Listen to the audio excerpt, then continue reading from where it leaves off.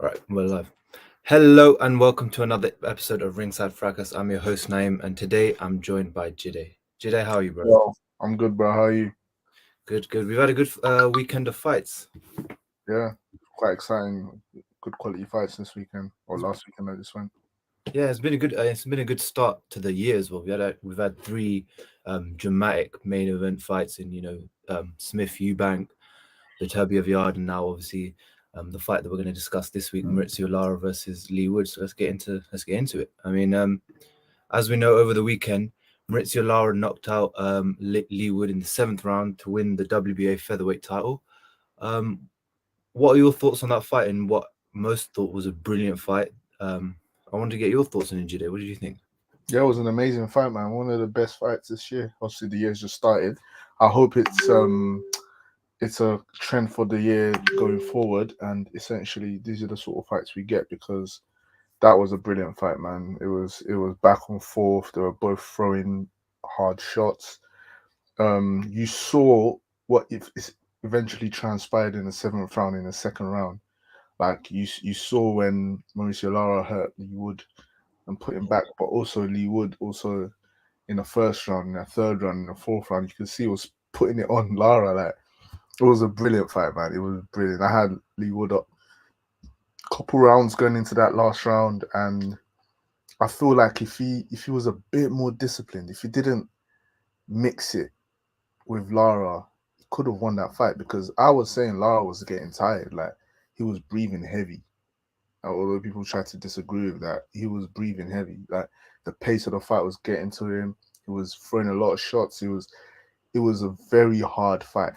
So I feel like if Lee Wood maybe for the mid rounds, if he fought a bit more defensive and then go again later on. But yeah, it was a brilliant fight, man. I can't complain.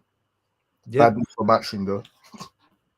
I wouldn't say it was bad because looking at Eddie Hearn's reaction, I think he cut because he's also remember he signed Mauricio Lara to like a long term promotional contract, so it's still his fighter, and you could argue that now Mauricio Lara has become one of the most exciting fighters in the world. I mean, the guy puts on a show every single time he's out there, and he showed that again. Yeah, Again. no, 100%, 100%. He's found a quote potential diamond in the rough, but the difficulty is he only sells out when he's fighting a British fighter. He's only making Matchroom a lot of money when he's fighting a British fighter, right? So Yeah, I'm obviously Eddie's happy he's got the belt within the stable. Is always gonna be happy, but talking about the technicals of the fight, it was just it was a brilliant fight between a big featherweight in Lee Wood was a yeah, small featherweight, Mauricio Lara. Mauricio Lara did not give a damn about a jab. He didn't care about straight shots. It was straight up hooks. He was just trying to hook his way into a victory. And the knockout punch, you could see he was setting that up. Because in the earlier rounds, it was throwing the left and the right hook quite high. It was throwing it near his eye and his temple. yeah, And that's what was throwing the shots consistently. So when he set up that seventh round, Lee Wood was expecting because Lee Wood went to hook with him. My thing is, you never hook with a hooker. Like yeah, yeah, that's just number one rule. But also, Mauricio Lara, instead of throwing it a bit longer to aim for the tempo as Lee Wood was expecting, he threw it short and compact. That was probably the shortest left hook he's thrown the whole fight. yeah, He threw it perfect, landing in the button first. Boom, lights out. yeah. So Yeah, and I agree with everything you said. It was a brilliant fight from start to finish. But yeah, from round two, the tone of the fight was set. You knew that Lara was they were both big punches, but Lara's the bigger puncher. And also Lara's more composed when he takes a punch, and Lee Wood, he can come back from it, but you can tell a punch can rattle him more than a punch rattles Lara. The one time Lara did get rattled was when Lee Wood landed a good body shot and made him back up a bit. I forgot what round it was. I think it was like the fifth or sixth round or something like that. But that's the thing, isn't it? Lara from early on established I'm the bigger puncher, and also I can take your shots. You can't really take my shots as often. So mhm. Lee did well. I mean, from rounds three onwards, he was using his jab well to keep him off. I was saying in the watch along, it was a basic jab, but it was doing its job. It was keeping Lara back. Lara wasn't getting into range when he wanted to, and that's the one issue that Lara has is when he can't step into range, he loads up with these hooks where he misses. very wildly. And we've got Dapo joining us, bro. Good to have you, bro. Sorry about that, guys. No, Technical no, difficulties. no worries, bro. We're just discussing the Lara Wood fight, so you haven't missed much. But Okay. like I was saying, yeah, he didn't know how to cut. He didn't know how to come into range, so he's loading up with these big swinging right hooks and left hooks, and he's missing wildly. And you're right. He sometimes, because of that, he exerts a bit too much energy. And I was looking. I was like, Wood was fighting very basic. Just one twos. They were working. It was very basic. There was one twos, and Lara was struggling to find his way in. But in that moment, you knew when Leigh Wood went to trade, and you watch it back. DAZN has that different angle where you see it from ringside, and it shows you a bit more clearer than the TV does. You see when Leigh just steps to the left because he wants to load up for that left hook.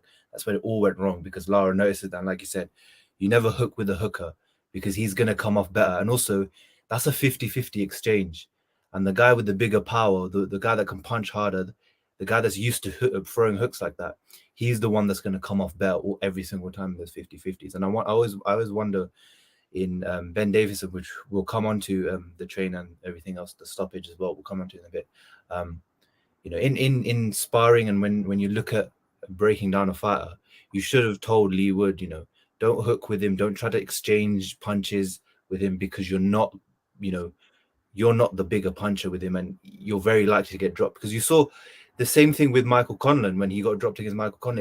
It was a looping left hand straight into him, and if Michael Conlan can drop you, imagine what Lara can do when he lands that clean shot. And straight away in the first round, landed a punch that cut him. And then second round rocked him a bit. Lara was always that bigger punch, and I was saying in the watch along, he's a monster. He's just a monster puncher. He may not be the most technically efficient guy, but he's just a monster puncher. And he closed the distance. He landed that good shot, and that's all he needed, and that's all she wrote. Dapo, you were with me with the watch along, so although you're a bit 5 minutes behind, but I knew it. Man. I knew it. how did you find the fight, bro?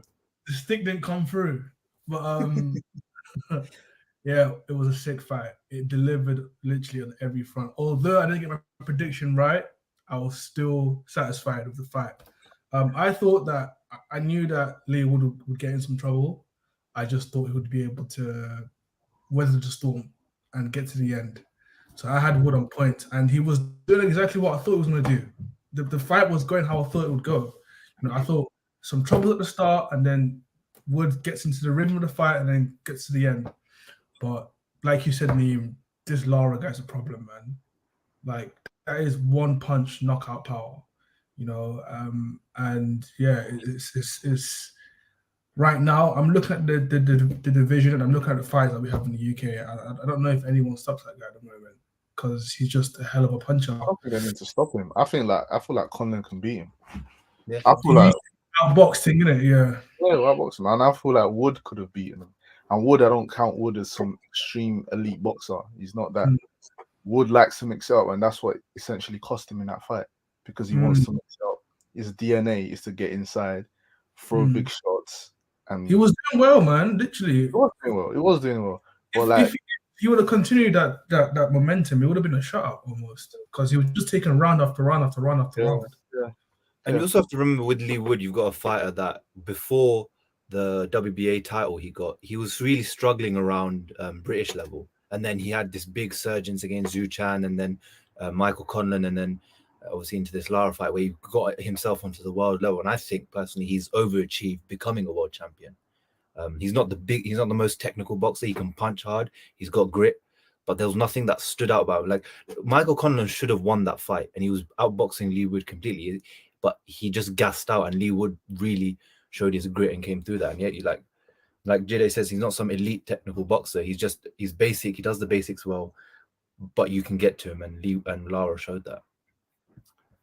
So speaking of getting onto him, there's been some debate about this fight, and I know Jide's got some strong opinions about it as well.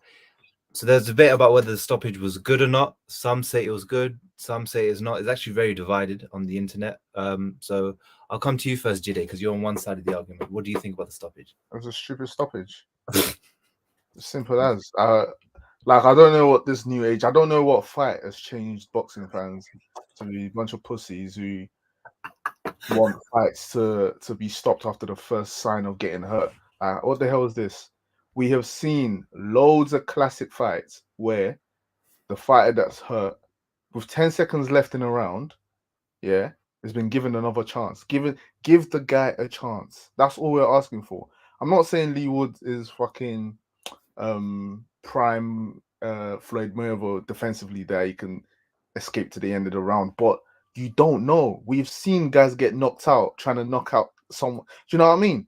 Obviously, the likely outcome would be Lara might drop Leigh Wood again, but because if he's smart, if Leigh Wood's smart while he was hurt there, all he had to do was back up against the ropes. If he's feeling some hard shots, maybe take a knee. It's not the way the fight was going. He can lose that round 10-8, 10-7 even. The way that fight was going. However, get him back in the corner, give him a minute to rest and see if you can come up with something late. You can rally late. It was the 7th round. You got 8, 9, 10, 11, 12. You got 5 rounds and you're winning that fight. You was fighting a beautiful fight. You are the champion. And how are you going to just throw in the towel at the first sign of danger? And you have guys saying, oh, what a brilliant stuff. What is this? This pussified boxing era. We're moving like PBC. This is what the PBC promote. This is clearly what the PBC agenda thrown into it. I don't know why. BBC. I don't know why. I just had to. But hey, back to Leigh Wood. No, but yeah, seriously, for me it was a terrible stoppage. I don't care what anyone says. I understand the idea that Ben Davidson's the trainer, he knows his fighter, but Leigh Wood was protesting in the ring. I know you're supposed to protect the fighters from themselves, but he was protesting as in, bro, you didn't even give me a chance. Obviously, they had a discussion after, and Leigh Wood accepted Ben Davison. Done, man.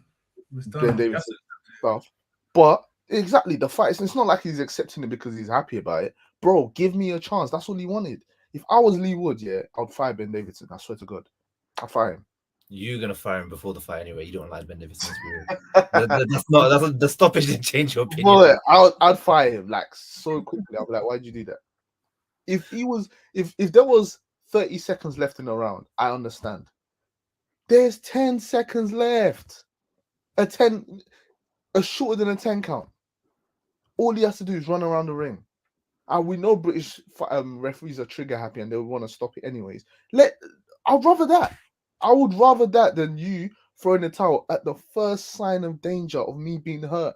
Because that's what that means. All now will happen with these British fighters and fighters like Leigh Wood when they did it underdog is they're going to go into fights with the killer. So watch out for the Callum Smith and Beterbiev fight now. The way Beterbiev has been hyped as the biggest puncher in like heavyweight history and whatnot. The moment Callum's hurt, watch them say, oh, he should have thrown in the towel. Watch. Because that's what seems to happen. It seems like once we've hyped up these guys as generational punchers, and it's like the British mindset is just fear. This was with Wilder. Remember when Derek Chisora was like, would fight Deontay Wilder? I forgot who said it. He used to be Doughboy's trainer. I forgot his name.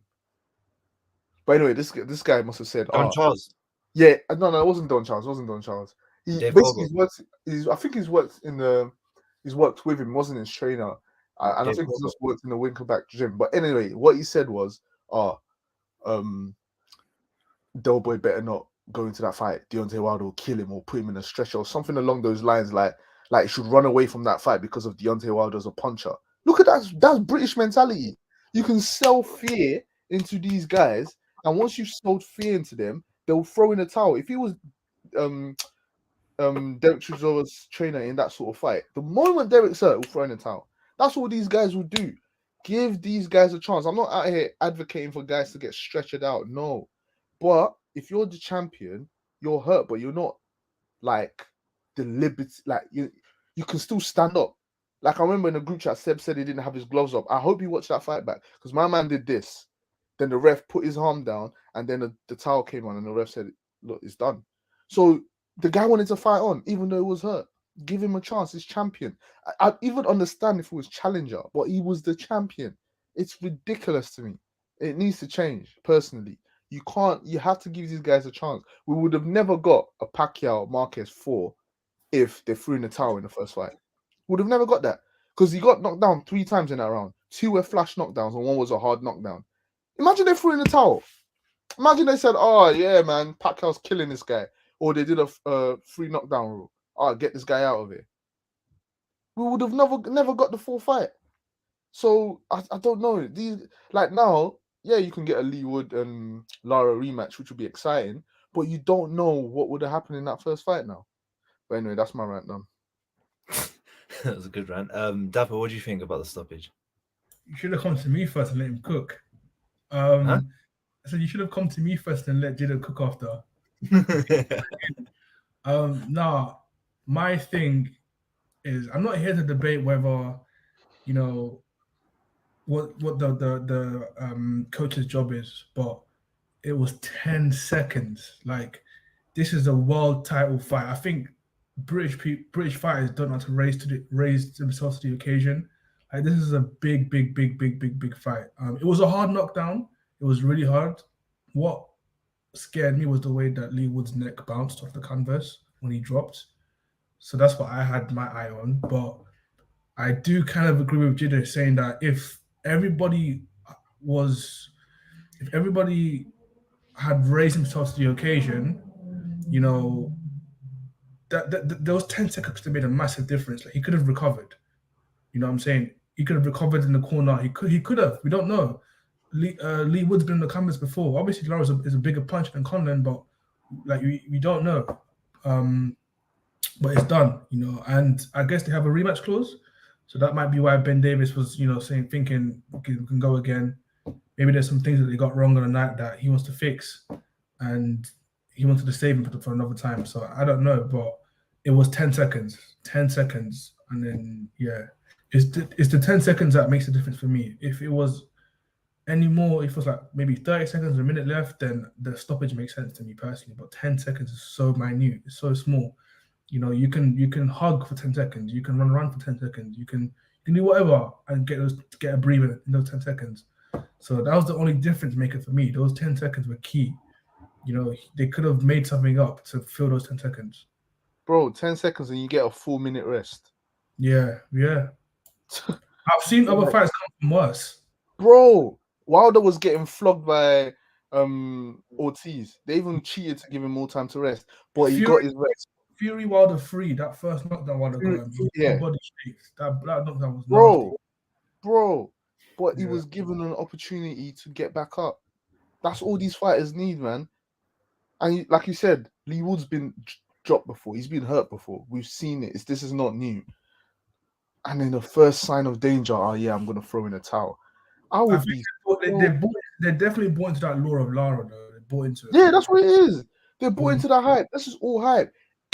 Listen, go back and look at every British fight where one guy's been hyped as a big puncher and see how trigger happy either the referee is or the corner is.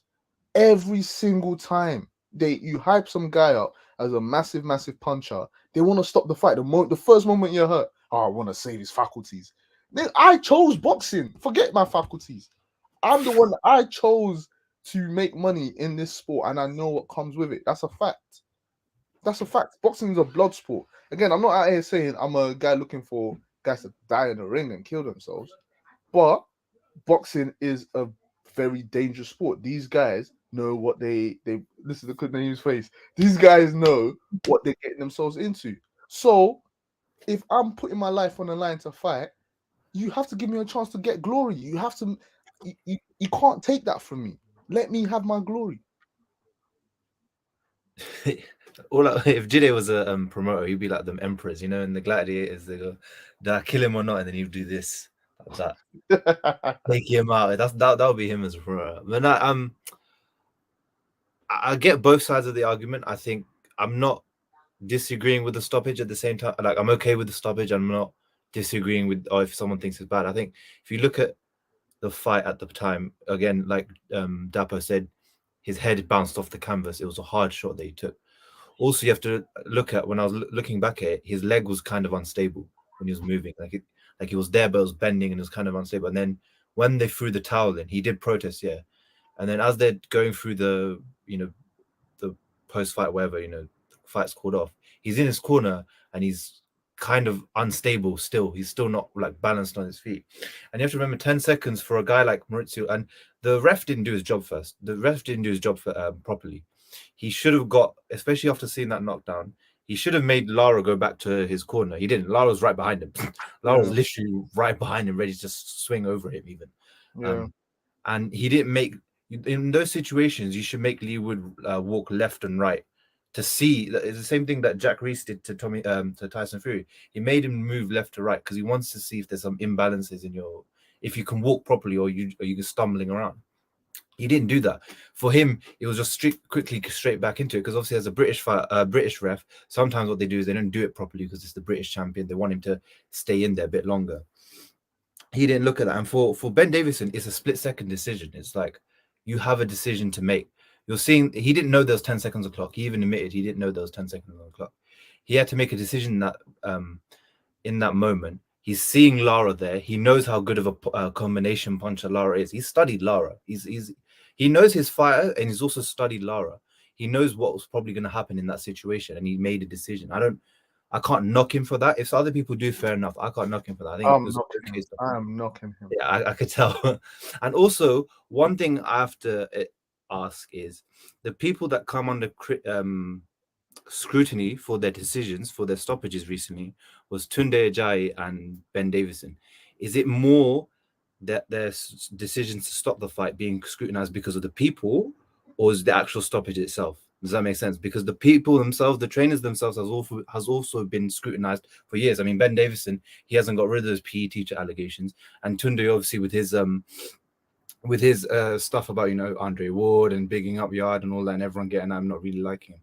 So there's that argument to it that people sometimes have that factors into their bias or why they think it's not a good stoppage or not. I look at the context and I think if there was 10 seconds left, Wood would have gone down again. There was no other. There's no. He wasn't stable. His defense wasn't up. He wasn't gonna protect himself. He was gonna go down again. And we've seen Lara in those situations. He's got buzzer beater knockdowns where he's had someone hurt and then just banged him out before the bell went. He knows how to do that. He's perfect. I even said to Dapo on the watch along that Mauricio Lara's combination punching to knock guys out have become much better. So that's my point, is that you also have to look at context, but as a trainer, it's a hard decision to make. It's really split second. You've got to look at it and see if your fighter's ready to go in there again. And there's one thing, I'd rather the trainer be 2 seconds too early than 2 seconds too late. Yeah, of course. I'd rather that, because if something happened that even Eddie Hearn admitted it, a lot of guys admitted after, if Lara landed the punch, it could have been career ending for Leigh Wood. It really could have been career ending, because Lara is that type of fighter where his combination punching is really good and you can punch hard. His last opponent, he folded him over his legs. Listen, of course, again, this is what I'm saying, you're buying into the law. I hear everything. I get it. And like you said, I'd rather 2 seconds early rather than 2 seconds late. But because, again, everyone's talking at this guy, the power they've never seen before, they go a bit like, oh, if he land, bro, if anyone lands a shot perfect, they could ruin your career. That's what I was saying. These guys know what comes with what they're doing. Do you know what I mean? They know what comes with it. So if anyone can kill anyone in that ring, facts. So I'm sure Leigh Wood has also understood that, knowing, again, I'm sure he didn't know he had 10 seconds left. Ben Davison dropped the ball by not knowing he had 10 seconds left. This is what I'm saying. It's either he was negligent. He admitted he was negligent. He should have been keeping track of his fighter and the time. The guy got knocked down before you grabbed the. It's like his first thought once he saw Leigh Wood hit the canvas was, let me grab the towel. Not, let me see how he's doing. Let me look at the time. Can we bring it back? He just thought, let me grab the towel. I got to save that. Let me make it about me. It's like those referees when we're watching a Premier League game. If a referee makes it about himself instead of the players, that's how I feel. That's how I felt. Yeah, you can ref the game properly, and you can give a yellow card for every bad tackle, and you can give a red for a very bad tackle. But if you make yourself too involved, you ruin the game. Yes or no? Yeah. So that's how I feel about my man. He got in there. Again, you could argue, like you said, 2 seconds earlier rather than 2 seconds late. So yeah, he in that context, yeah. But for me, if I was Leigh Wood, I would have seen like you ruined my match, you ruined my game. But that's me. Also, one thing just before we end off on that, Leigh Wood was winning the fight, Yeah, but not comfortably. It yeah, wasn't. but how many rounds? He was getting rocked a lot. Yeah, no, but he was winning. For me, it was 2 rounds up. He won the first round. He lost the Yeah, second. no, he round. was winning. You're right. I had it 5-1 to him, but it wasn't comfortable. Yeah, it was a hard fight. Yeah. It was, but it was always going to be a hard fight. He was getting rocked a lot of times, like a lot of times. He was. But again, remember, Lara wasn't fresh. People acting like Lara was fresh in the 7th. He wasn't, because Lara threw a lot of shots. Yeah, And Lara he was missing a lot. But it's the same thing with like Crawford. It doesn't matter. As soon as they have you hurt, they're on you. They're not letting you go. That's the same thing with Lara. As soon as he has but you then hurt, 10 seconds, bro. Like I said, 10 seconds. Again, it's more down to what you think. It's like what what your personal thoughts are, and whether or not it's a good stoppage or not. At least Leigh Wood comes out of it okay.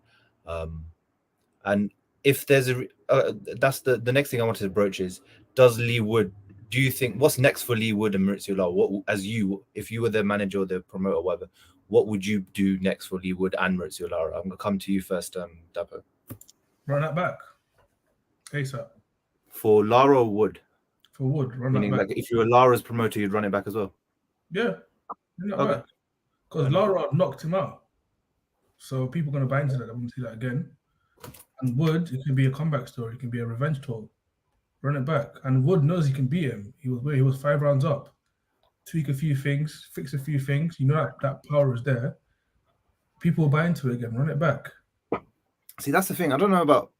He knows he can win the fight, because it still was only the 7th round. He should think he can win the fight. He was winning, but yeah, it's like it's still only the 7th round, so you never know how 8, 9, and 10 would have gone, regardless. Like, it's true. It's long. It's a tough one. What do you think, Jide? Yeah, I'm with Dapper, man. Run that back. For both of them. If for Leigh Wood, obviously, like Dapper said, he was winning a fight. It was a tough fight, but you knew basically your road to success is there for you. You know what you need to do. If I was Lara, I'm running back because now I know I've hurt you. I have the psychological advantage over you. I know I can knock you out whenever I want. So I can definitely stick it on you, and I'm gonna get a career high payday. He's not getting more money fighting anyone else but Leigh Wood. And at the end of the day, that man from Mexico, bro, he needs them. Fam, the peas will go a long way, fam. The peas will go a long way. So I'm gonna run it back. That's what I'm saying. These Mexicans, bro, they keep whooping Brits, man. They're just built. Bro, it's different. The hunger's different. Yeah, I remember the Mexican circuit. It's Brits, man. Nah, the Mexican circuit is very hard to come out of it. It's like winner stays on, no holds barred, death row kind of fighting. Like everyone, that's why Canelo doing what he was doing at 15 is crazy, because you're fighting grown men who are fighting to survive. It's not like Brits where you got your government backing, you got this, you're fighting to genuinely survive. So to come out of that, bro, man, and you come in to fight some nice, pretty boy Brit with blonde hair talking about, like, come on, man, you're gonna flog him. But obviously, not all the time. There's some guys that will come and lose, but it's just a mentality thing. Them guys, they don't know when to go. They don't know when to go down. And if you see them, they're very crude. Like, it's most of the time. I think if you look back at most of the Mexican versus Brits, Mexicans have been winning most of them. They haven't. They've got a very high percentage of wins against us. Yeah, like they've just been coming over and beating us. So if we go over, we get whooped. Like, yeah, it's a mentality thing. I promise you. Obviously, you have to be tough. You have to be able to take a good shot, all that sweet stuff. But you can't tell me it's a boxing ability thing. I don't think it's a boxing ability thing. I think it's purely, I'm here to just stop you. You're not going to stop me from getting what I deserve or what I think I deserve. So even the energy, if you guys, like, before the fight, the energy in Lara's camp, like the hunger forget Lara himself, the hunger from the coaches, like how they looked, it was just, it's just different. It's just different. It looked like another night for them. It literally looked like he was just coming. It was a job. He was just coming in there, doing his thing, and then going home. That's it. They don't care about the booze and stuff. I don't know. It'll make him better. He'll thrive in that. They've come to flog you. That's literally it, boy. Bro, I said, Lara was throwing haymakers every single round. And Lara doesn't care. Bro, do you see after the fight, he spat on Warrington? He don't care. Yeah, that was Yo, disgusting. why did you hate each other so much? What's going on? Because I guess he just looks at Josh Warrington as a little ducker, innit? Because obviously I think the second fight, because the headbutts and the clash, and because he didn't get the result, obviously, and because of Warrington's the headbutts a lot, that's why he doesn't like him like that. I think he flogs Warrington again, man. Even worse. Oh yeah, 100%. I think Like Warrington's a dirty fighter, and he gets away with it. Yeah. He gets away with it a lot, but he's a very dirty fighter. He And I know he wants to run it back with. That's what I'm saying. If I'm Lara, I'm staying in England, bro. Yeah, 100%. I'll punch up Leigh Wood again, and then I'd tell Warrington, let's go. Yeah. That's the thing. I'd say do Warrington next. Let Leigh Wood have an interim fight, build himself back, then take Wood out again. Yeah. Either way, those two are who I'm touching. So yeah, that would be good for him. But I mean, Mauricio Lara's turned into one of the most exciting fighters on the planet. So fair enough to him, man. And hopefully we get to see him more out there again because he's one of the biggest. He came out of nowhere. Yeah, that's what you call taking an opportunity. Bro, Eddie Hearn just this guy came out of nowhere, bro. Eddie Hearn scouted wrong. That's what it was. Yeah, because Eddie Hearn was just meant to find an opponent. Warrington dub. I would have basically, what Eddie Hearn done is went on Wikipedia, saw an opponent with X amount of wins. Yeah, he had 2 losses. And he thought, he's gonna look good. Good win-loss record. He's from Mexico. It's probably gonna look good for my guy. Next thing you know, he got absolutely flogged. I like stories like that. You know what's crazy about this? Leigh Wood took it as a voluntary because they genuinely thought they saw something in Lara that they could exploit and it backfired big time. I do think they saw something and they prepared for it well. Yeah, but it backfires, isn't it? It's the fighters to do it. Yeah. That's just it. Big up Lara, man. Came to the UK twice and beat its premier featherweight because Josh Warrington was number 1 when he beat him, and then Leigh Wood was number 1 when he beat him. So Actually, raised a really good point. Actually, I actually do see Conlan giving Lara hella problems. Yeah. He's very technical. He's very fast. The issue is if his gas tank doesn't hold up, Lara will make him pay. Yeah, but will Lara's gas tank hold up? Because he was looking tired towards the end of that fight. We'll have to see. We haven't seen him down the stretch of that before. I think Conlan's going to fight the guy that beat Warrington for his belt now, Luis Alberto Lopez, soon. So if he gets that belt, we could get a unification bout, and that would be good. That would be sick. I'd rather that. Yeah. So hopefully some big fights along for the featherweight division. And just a quick thing before we move on to the bigger fight this week. We're boxing fans, so we're going to go on to the actual boxing fight this week, and then we'll come on to the fast score next after. We've got Subriel Matias versus Jeremiah Ponce for the vacant IBF super lightweight title. Subriel Matias 18-1, 18 knockouts. He's knocked out everyone he's faced. The guy he lost to, he knocked him out 1 fight later. Elite puncher. Jeremiah Ponce, some British fans remember him. He came and beat the crap out of Lewis Ritson on a matchroom card, and then that's when everyone was going at Eddie in his matchmaking and everything. But 30-0, 20 knockouts. This is going to be a power punching fight. Is this the belt that Josh Taylor dropped? Yeah.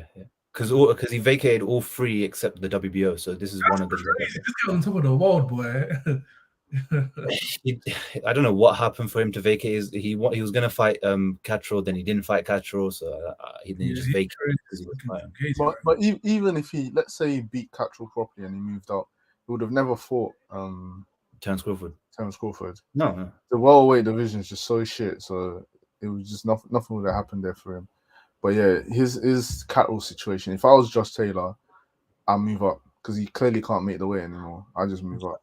Apparently, he's making negotiations to fight Teofimo Lopez in May. Yeah. He's fighting Lopez. What I'll do is I'll fight Lopez and move up and tell Catrol, if you want this smoke, you're coming to 147 straight. The issue with 147 I see is none of the belts are free, and they don't look getting free. But there's rumors that Errol Spence is moving up for the Keith Thurman fight, and he's going to stay up. So 147 is a hell division. We'll have to see. 154 is a hell division when guys fight. Unfortunately, if the divas move up there, then it's peak. So it's only good if guys are fighting. So we're really not getting this Crawford Spence fight. For me, I've lost all. I've lost so much interest in that fight because I don't care what anyone says. This is not prime Crawford. He's not even anywhere near it. He's 37 years old. He's definitely lost a step. Like He's not 37. he might as well be 37. Like how old is he? I think he's like 34, He's not 34. He's older than 34. 36. He's 35. See, so yeah, to me, you're old. We was looking at Floyd at 35 as ancient when he fought Canelo, as this guy changing of the guard, and that was a 35-year-old Floyd. So, and Terence Crawford is not Floyd Mayweather. So for me, it should have happened. It should have happened by now. So every year it doesn't happen, I lose more and more interest because I know the guy that I reckon will win it loses his ability to win that fight becomes less and less and less. So I don't even care about that fight anymore. Yeah, you hit it on the nail there. Just coming back to this fight with Matthias and Ponce, I think Matthias will win it because he's the elite puncher. He's shown he's got 100% knockout to win ratio. He's knocked, like I said, he's knocked everyone out that he's been in with. He's elite puncher. If he wins this when he gets to IBF super lightweight, he's with PBC. I hope they can negotiate a deal with Regis Prograis because he's a free agent and they can sort out some sort of unification. Because I'd love to see Subriel Matthias with another elite super lightweight. That's a division that is full of top guys now. You know, you've got Josh Taylor, Cattrall, Prograis, you've got Lopez, you've got Ryan Garcia, who's going to eventually be there after this Tank fight, if he does fight Tank. You've got the potential of Devin Haney soon coming up if he beats Lomachenko. So you've got loads of guys there that can make this division. Hara Davis, yeah. He's got a fight with Lewis Ritson coming up soon, so that's going to be good to see. And with Subriel, I've watched him a bit. He's a very good puncher, and that is one thing that will be key for him amongst these elite fighters. Is if you've got that punching power, you can take away some of that skill that they have. So he's one to watch for. I know it's at 4 a.m. and for UK fans, it's going to be a bit difficult to watch. But if you catch highlights or whatever, I'd suggest you do because this could be a fight of the year contender. Like it's a proper good fight between two top level super lightweights. So get into that, especially in a division where there's some super fights could happen. It's one to catch. So watch out for that. And going on to the farcical that we've got on Sunday in Saudi Arabia, we've got Jake, the problem child, Paul, taking on Tommy Fury, and there's no titles on the line. It's like I said, it's their dignity on the line. Jake is 6-0, Tommy's 8-0. I'm gonna come to you, Dapper, because you talked about Tommy Fury for time. What do you think about this fight? Listen, I saw a video of Tommy Fury and his dad hitting the mitts, and the guy was getting the combinations wrong. I'm saying Jake Paul, late stoppage or UD. And if this guy loses to a YouTube guy, he's done out, fam. The Fury name is in tatters. They're going to exile him from that family. Tyson Fury's going to flog his little brother. You know, anybody that's got a little brother, you know you flog your little brother for embarrassing you. Tyson flog his little brother. You see in WWE when the guy loses and another guy comes in at the end and bangs him up. That's gonna be like that. Yeah. And bang him up more. If he loses this fight, that is a hell loss. That is a hell. Because Tommy Fury must be taken seriously. Like he said he did Love Island to get more popular, but he says he's a boxer. Like the internet stuff second, and he boxer first. We all know that's cap. But that's how he's trying to paint himself as a fighter. Yeah. He wants to be this Fury guy. Like he wants to. You're not that guy. You're not that guy, bro. Like let it go, bro. You could probably be richer than all the Furies if you do your thing properly. But you're not that fighter. Just let that go.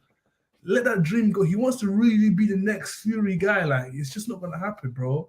You're missing punches, hitting the mitts on camera. That's embarrassing, bro. Your dad is telling you off on camera. Come on, man. Jake Paul's gonna smoke this guy, fam. And this Jake Paul guy, like I was thinking about it the other day. This is a YouTube don that has no fighting background. He used to wrestle. He doesn't come from a family of boxers. He used to wrestle in school and started doing YouTube and Disney Channel. And now he's knocking out UFC legends. And now he's gonna knock out Tyson Fury's little brother. That's crazy. That's crazy. Yeah. Listen, Fury, for your family's name and for your future in this sport, you better win. Because if you don't win, that's hell. Why'd you come back from that? That's hell. I'd rather lose like a Vidal Riley or something if I'm Tommy Fury. Genuinely, I'd rather lose something like that.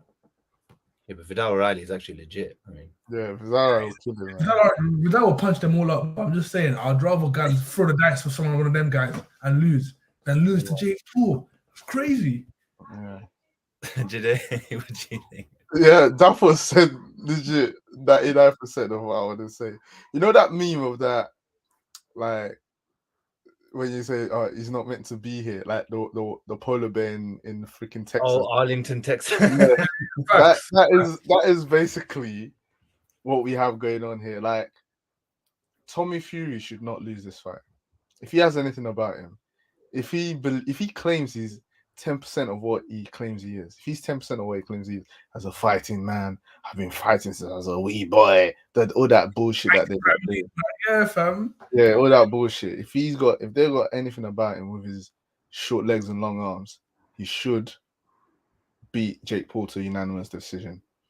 But like Dapper said, my man was missing combinations. I just don't see. I feel like Jake Paul's gonna time him.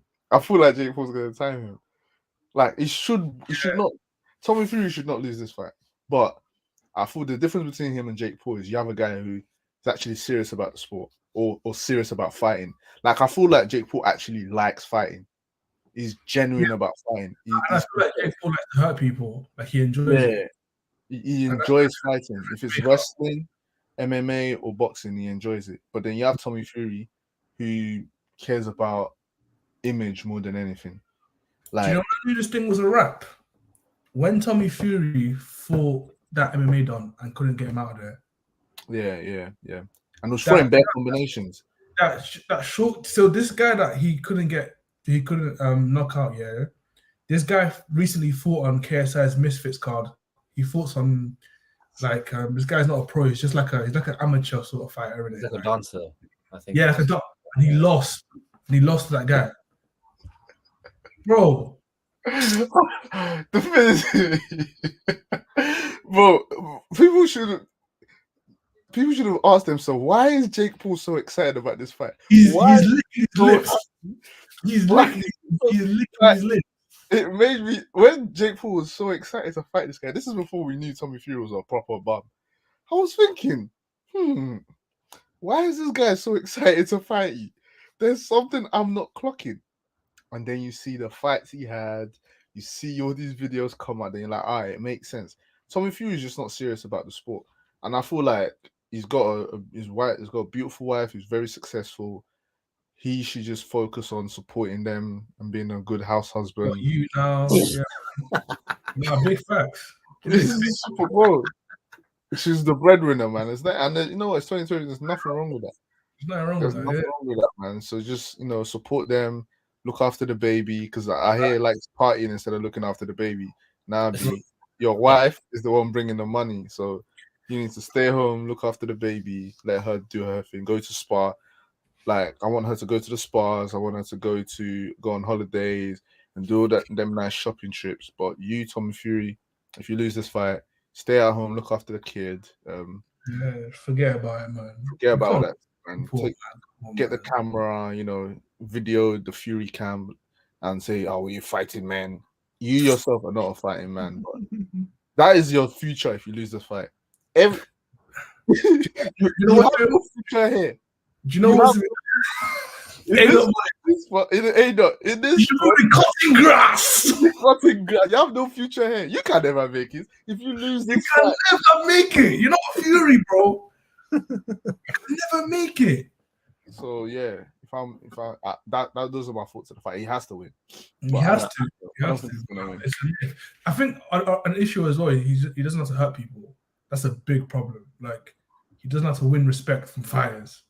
Do you know what I'm saying? Like, it would be different if Jake Paul got in there, and even if Jake Paul's better, if Fury hit him and he's like, this guy actually hits bare hard, you could still, do you know what I mean? Because Jake Paul's he's still an amateur fighter. Like, he still doesn't really know much about the sport. Do you know what I'm saying? But yeah, I don't think his experience will even count, because I'm sure Fury been fighting longer than Paul, right? Yeah. Yeah, so that's not even He's going had to win 12 him. amateur fights, and then he's had 8 pro fights. Yeah. But the thing I was gonna say, yeah, you guys are right. His commitment to the sport is questionable. He can say he wants to be serious, but actions say different because he's only had 8 fights in 4 years, and those 8 fights aren't like hard fights. They were, bums, journeymen. They weren't.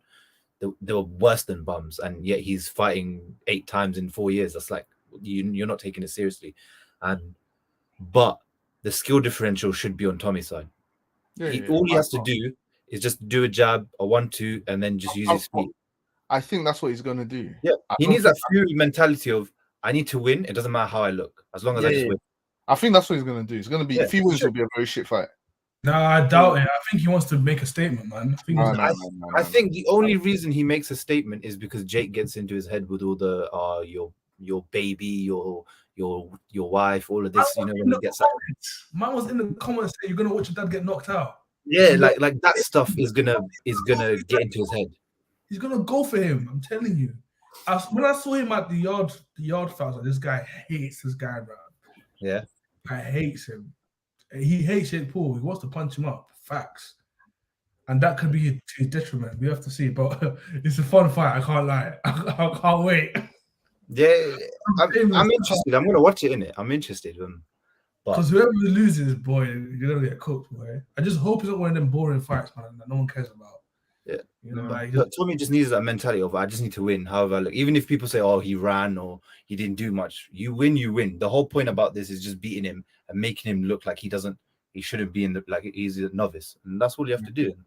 That's it. But we'll see. I mean, how he sort of reacts to everything that Jake says and the build up, because the build up, is going to be crazy. They're going to get at each other a lot. They're going to say a lot of things to each other. But there's loads of pressure to Tommy, and he doesn't perform well under pressure. When he fought on the Tyson Fury undercards or on the Jake Paul undercard, didn't perform well. So, like for him, loads on the line and loads of pressure on him. And for Jake, this is a win-win situation. You lose, you win, because people say, look at your peers, look at KSI. He's not fighting pro boxers. You're the only one out here fighting pro boxers, and he can go back to fight KSI. And no, the build-up will still be there. It'll still be as huge. If he wins, how big is that? Look at me. I'm not a boxer, but I went and beat a boxer. So that is crazy. That's hell. The thing is, we're not looking at this fight like, oh, these two are going to go on and win titles. They're not going to win shit. Not even Tommy Fury. Sorry, he's not even going to win a British title. Not at light heavyweight. He won't win a British title at light heavyweight. So for this, but you know what? Yeah, boxers take a page out of these two books, because loads of people are interested in this, and these men are 6-0, 8-0, but loads of people are interested in this. Take a page. Do the social media stuff they do. Get a camera crew in, filming everything you do, like in camp or whatever. Making connections. People are connected to them, so they want to see this fight. The thing with fighters is you don't have that connection as often with most fighters. So that's why it's harder to promote fights, harder to build fights. But this fight, Frank didn't need to do anything. Top Rank didn't need anything. It just built itself.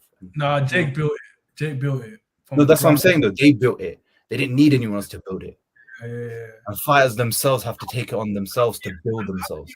On my man's wife's post about having a child. That's crazy. That's crazy. You have to see me in the ring for that. Tommy better win. Tommy.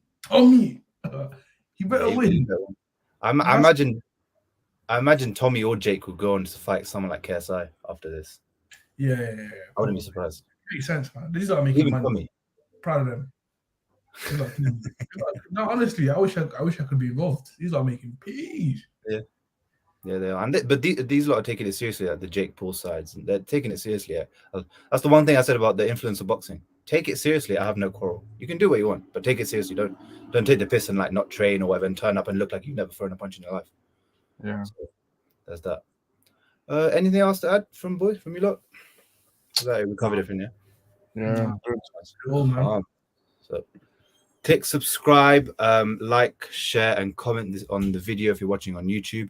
Give us 5 stars on Apple Podcasts and Spotify. And we'll see you next week when we hopefully will be breaking down some of these results, and maybe some good results we'll see. Peace. Peace out.